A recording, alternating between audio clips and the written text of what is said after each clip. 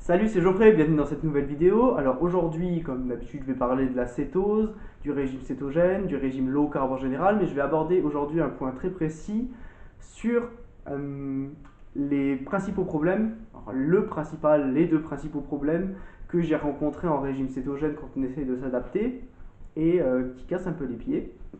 Je vais vous donner donc la solution. Ce problème, alors on appelle ça en anglais le keto flu. Qu'est-ce que c'est? Le keto flou, c'est un peu quand on est dans le flou en fait. Alors je sais pas si vous avez déjà remarqué. Quand vous parlez des fois à certaines personnes, je sais pas si vous êtes déjà arrivé, vous leur parlez, vous êtes confiant de ce que vous dites, alors vous les regardez droit dans les yeux, vous leur parlez, et puis elles sont là, vous regardent à moitié, un œil qui part là, un œil qui part là, et elles sont là. Mhm, mhm, mhm. Voilà. Alors, elles entendent que vous parlez, par contre, elles seraient incapables de vous répéter ce que vous avez dit.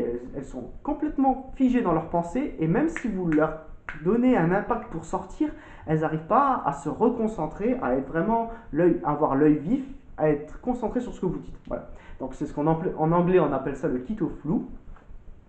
Alors, précisément quand c'est le cas, quand ça arrive en cas de régime cétogène, parce qu'en fait, quand je vous ai déjà expliqué, quand vous faites un régime cétogène, vous allez couper les glucides et du coup, votre corps, vos reins, il va enlever toute l'eau, il va jeter toute l'eau. Donc du coup, vous allez énormément aller aux toilettes au début et après, en fait, le corps, il va vraiment un peu se dessécher. Le mot est un peu fort, mais voilà, c'est un peu le principe. Les muscles, les reins et tout ça, les organes, ils vont un peu se dessécher. Vous allez jeter toute l'eau qui est en trop et même l'eau qui a pas en trop, mais le problème c'est que vous allez jeter les minéraux qui vont avec.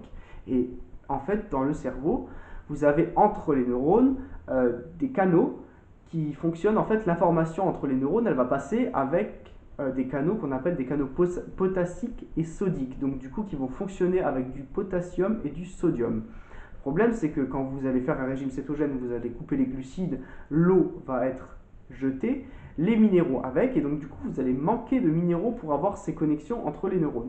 Donc du coup, vous allez avoir ce qu'on appelle une mauvaise transmission d'informations et vous allez un peu bugger tout simplement. Vous allez avoir des bugs et c'est ce qu'on appelle le keto flu. Donc c'est tout simple en fait pour remédier à ce problème. Alors je sais qu'il y en a beaucoup qui vont se fâcher quand je vais dire ça parce que voilà, je sais que normalement quand on dit dans la santé, on évite ce genre de choses. On dit toujours pour manger équilibré, il ne faut pas manger trop sucré, trop gras, trop sucré, trop salé. Alors je vous ai dit en régime cétogène, il faut manger 80% de graisse. Et encore là, je vais vous dire qu'il faut manger salé. Vous allez me dire non mais il a craqué le jeune. Non, en fait, voilà, quand vous faites un régime cétogène, comme je viens de vous dire, vous allez enlever toute l'eau et les minéraux qui vont avec. Donc du coup, on ne va pas appliquer des règles qu'on applique normalement. Je suis d'accord avec les spécialistes qui disent qu'il ne faut pas manger salé, oui, c'est vraiment pas bon. Par contre, quand vous faites précisément un régime cétogène, je viens de vous dire que l'eau, vous allez l'enlever de votre corps. Et vous allez avoir un manque de minéraux tellement prononcé que vous allez même avoir des maux de tête. Il y en a qui vont pas seulement être dans le flou, mais qui vont avoir des migraines, des choses comme ça. Voilà, donc dans ce cas précis, c'est normal parce que il faut manger plus salé que vous êtes en train de manger. Normalement, en cétose, il est conseillé de manger entre 0,5 g et 1 g de sel par jour. Voilà, donc c'est pas mal comparé aux gens qui regardent le sel et qui mangent que des produits allégés en sel et qui mangent pas trop salé. C'est très bien, mais quand vous faites un régime cétogène, ça marche pas parce que le corps il a besoin de sels minéraux. Et en plus, vous risquez pas d'avoir de l'hypertension ou de les accumuler parce qu'en fait, vous allez perdre votre hypertension si vous en avez une avec le régime cétogène et vous allez perdre toute l'eau que vous avez en trop. Donc du coup, même pour les gens qui font de la rétention d'eau, vous allez perdre tout ça. Vous allez perdre toute l'eau que vous avez, mais malheureusement, alors c'est bien de perdre toute l'eau qu'on a en trop, mais pas quand il y a les minéraux qui viennent avec.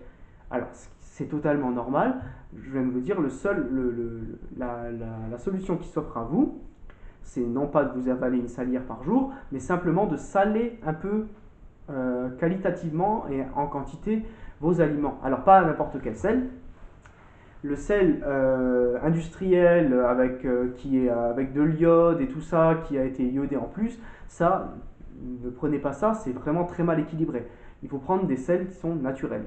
Donc les sels naturels, c'est tout simplement les sels de mer. Alors il y a le sel de Guérande, qui est bien. Il y a un sel qu'on appelle le sel des druides, qui est très bien, c'est le sel aussi de la mer Celtique, c'est du sel océanique, c'est très bien. Et vous avez un sel qui est aussi très bien. Alors niveau équitable, il n'est pas très bien parce que voilà, au niveau moral, parce on va le chercher avec, on paye très mal des enfants dans l'Himalaya qui vont le chercher toute la journée, donc il vaut mieux éviter. Bon, voilà, on le vend, donc on n'arrêtera pas l'économie, hein. On mange aussi du foie gras de temps en temps alors qu'on fait du mal aux pauvres bêtes. Voilà. Moi, je vous parle niveau méthode, niveau chimique. Je vous ai quand même informé niveau moral, mais je vous parle au niveau corps et niveau médical. Le sel de l'Himalaya, c'est un sel qui est qui est très très bien équilibré et surtout pour l'acétose parce qu'il contient énormément de sodium et de potassium. Voilà. Donc pour le potassium, le sodium c'est facile à trouver. Par contre, le potassium, ça se trouve à deux endroits, principalement dans les avocats et dans les épinards. Voilà. Donc ça, vous pouvez, si jamais vous avez peur d'être en manque de potassium, de toute façon, il va falloir, selon si vous êtes allergique au latex et vous ne pouvez pas manger d'avocat, ou si vous êtes allergique à la chair de l'avocat en général, il va falloir manger des épinards de temps en temps. Si vous êtes allergique aux épinards et aux avocats en même temps, si vous ne pouvez pas prendre assez de sel, normalement le sel de Guérande ou le sel de l'Himalaya, vous avez assez de minéraux dedans pour survivre en cétose. Sinon, vous pouvez prendre des compléments, mais je vous le déconseille. Prenez pour l'instant, essayez de le faire naturellement. Voilà. Donc le seul vraiment gros problème qu'on pourrait rencontrer au niveau, on se demande des fois quand on fait un régime cétogène, est-ce que c'est le gras qui me donne mal à la tête, manger trop gras? Des fois oui, mais souvent c'est une histoire de manque de minéraux et donc on va le compenser sans avoir bien sûr peur d'avoir de l'hypertension. On va le compenser en salant généreusement ces aliments. Voilà. Donc c'était une courte vidéo juste pour venir en aide si vous avez commencé déjà un régime cétogène, que vous avez mal à la tête et que vous ne savez pas trop pourquoi, ou vous avez des problèmes de concentration. Il est normal d'avoir des problèmes au début d'un régime cétogène parce que votre corps change. Par contre, si jamais vous allez commencer à avoir des maux de tête assez importants et qu'ils aillent jusqu'à des migraines, dans ce cas-là, c'est que vous avez certainement un problème au niveau de votre alimentation, au niveau des apports et surtout en minéraux. Donc du coup, voilà, essayez de saler généreusement vos aliments, sachant qu'en régime cétogène, n'ayez crainte, c'est pas parce que vous allez manger trop de sel que vous allez avoir de l'hypertension. Alors si vous faites déjà de l'hypertension, allez voir votre médecin, je doute qu'il soit au courant, mais vous pouvez quand même lui en parler, mais normalement, il faut le sentir. Si jamais vous mangez trop de sel, que vous avez le cœur qui bat trop vite, vous le sentez, quand vous faites un régime cétogène, normalement ça s'arrête. Même si jamais vous continuez à manger encore plus de sel, normalement le régime cétogène, il arrête l'hypertension. Voilà, parce que en fait, ce qui donne l'hypertension, c'est le sel, oui, mais c'est les glucides qui vont retenir le sel. Donc c'est pour ça que vous faites de l'hypertension, vous avez des problèmes cardiaques. Quand vous faites un régime cétogène, votre taux de battement au repos, il devient plus bas. Même votre taux de battement de cœur quand vous faites du sport, il devient plus bas. Voilà.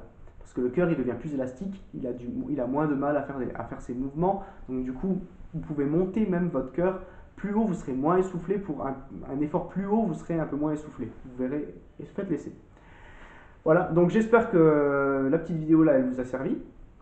Donc je vous souhaite une bonne journée, et puis on se revoit bientôt pour une prochaine vidéo concernant la cétose et le low carb. Voilà, bye bye!